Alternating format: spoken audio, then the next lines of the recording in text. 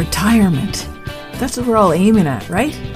But exactly what does that mean? It conjures up visions of endless days of golf, drinks with little umbrellas in them on a tropical beach, feet up, reading a book. Is that what it's all about? I don't think so. Life would get pretty dull after a while without anything meaningful to do, don't you think? I'm Jacquie and I'm on a mission to discover exactly what life is like beyond retirement. Join me while I chat with people who've already done it, who've retired to something rather than from something. Let's find out together exactly what's waiting for us when we say goodbye to that 9 to 5. Retirement. That's what we're all aiming at, right? But exactly what does that mean? It conjures up visions of endless days of golf, drinks with little umbrellas in them on a tropical beach, feet up, reading a book. Is that what it's all about? I don't think so. Life would get pretty dull after a while without anything meaningful to do, don't you think? I'm Jacquie and I'm on a mission to discover exactly what life is like beyond retirement. Join me while I chat with people who've already done it, who've retired to something rather than from something. Let's find out together exactly what's waiting for us when we say goodbye to that 9 to 5.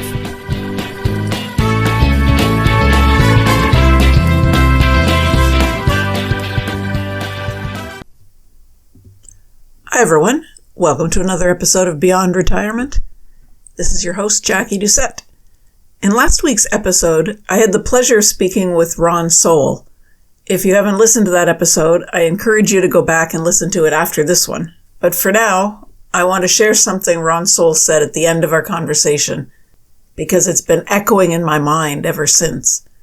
I asked him if there was a final thought he wanted to leave with listeners about his philosophy that aging is inevitable, but growing old is optional. And he said, I really do passionately and fervently from the core of my soul believe that it's all up to you. It's your choice. Then he said something that completely reframed how I think about happiness. He said, happiness is not something that happens to you because everything in your life is going well. That's not where happiness comes from. And he's right. Think about it. We all know people whose lives look perfect from the outside. They have money, success, relationships, and they're miserable.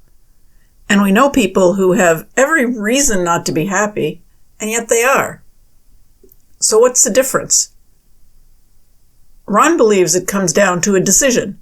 You make a choice that you're going to be happy, that you are happy, and then everything else flows from that. Now, when he first said that, I'll admit part of me bristled a little, because we've all heard toxic positivity messages that suggest if you're not happy, you're just not trying hard enough. That if you're struggling, you should just choose to be happy and everything will magically work out. But that's not what Ron was saying.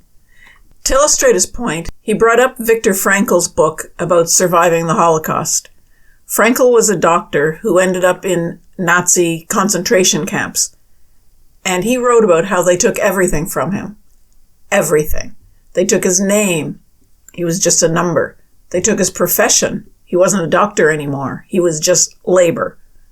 They stripped him of his identity, his dignity, everything. But Frankl said there was one thing they could not take from him: how he thought about things.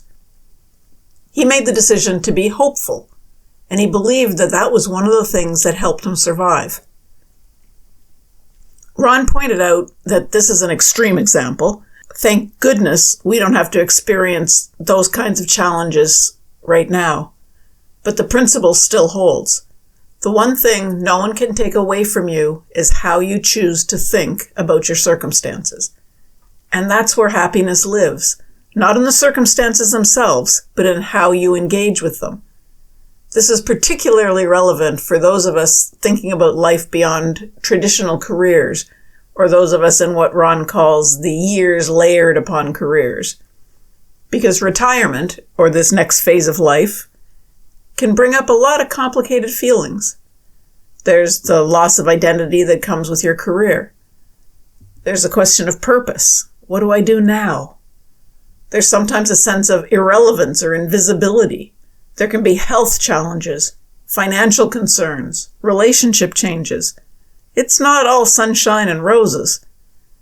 And I think what Ron is saying is that happiness in this phase of life isn't about having all of those challenges resolved. It's about choosing how you're going to engage with this season of your life, regardless of what it brings. It's about deciding that you're going to find meaning, connection, and joy, not because everything is perfect, but because that's the choice you're making. Ron's life is a great example of this. He didn't choose the easy path. When he decided to become a musician instead of going to law school, he gave up security. He gave up the approval of his father. He gave up the conventional definition of success. He told me there were times when things were pretty meager, but he said, it always worked out. I always had the faith that things were going to work out. And they did. Not because everything was always easy, but because he kept choosing the path that aligned with who he really was. He built a rich life. Not rich in the financial sense, maybe, though he's doing well, but rich in the ways that actually matter. Rich in friendships that have lasted 60 years from that high school folk group. Rich in relationships and connections through music.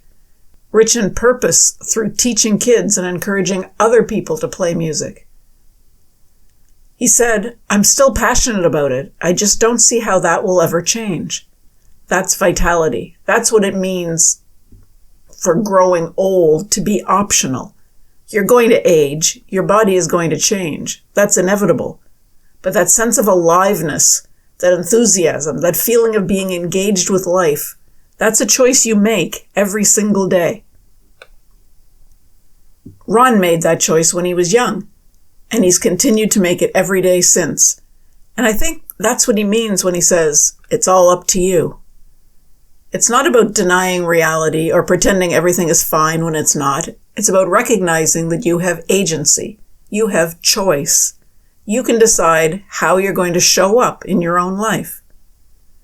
Now, I want to be clear about one thing. This isn't about dismissing real struggles or mental health challenges or grief or any of the legitimate difficulties we face in life. But even within those struggles, there's often a choice about how we engage with them. Do we become bitter or do we become better? Do we shut down or do we stay open? Do we isolate or do we reach out?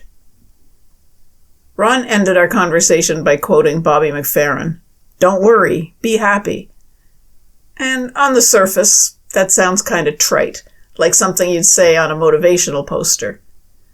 But when Ron said it, after talking about Viktor Frankl surviving concentration camps, after sharing his own story of choosing passion over security, after decades of building a life around what he loves, it didn't sound trite at all. It sounded like wisdom. It sounded like someone who has genuinely learned that happiness is something you choose, not something you wait to be given. So I want to ask you, what choice are you making about this phase of your life? Are you waiting for circumstances to be perfect before you allow yourself to be happy?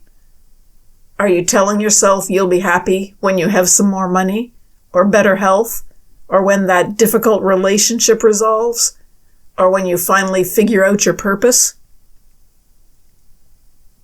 Or are you making the decision now that you're going to be happy, that you're going to find joy and meaning in your life as it is right now, while also working toward what you want it to become? Because I think that's the real message here. It's not either or. It's not accept everything as it is and never try to change anything versus be miserable until everything is perfect. It's both. It's choosing happiness now while also choosing growth, change, and evolution.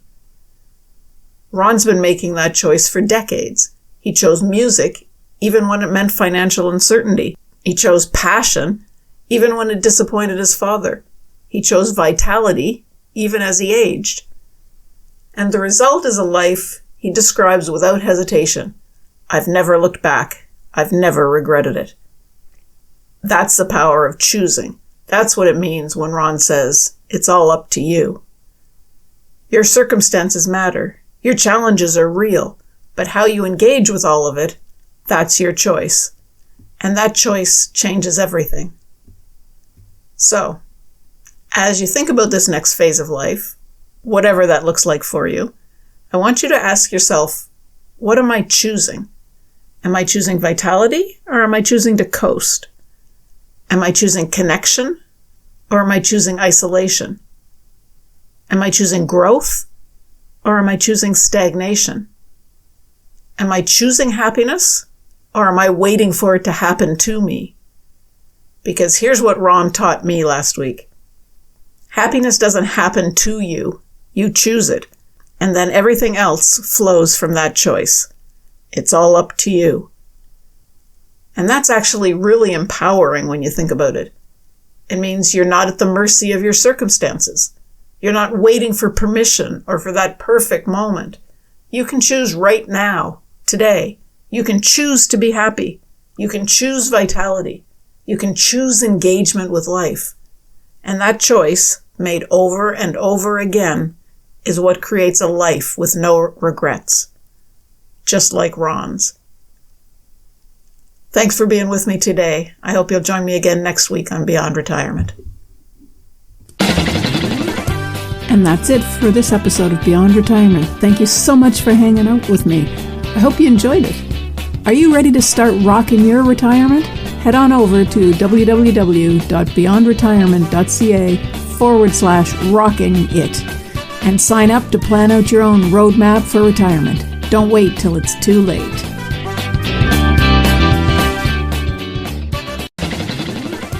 And that's it for this episode of Beyond Retirement. Thank you so much for hanging out with me.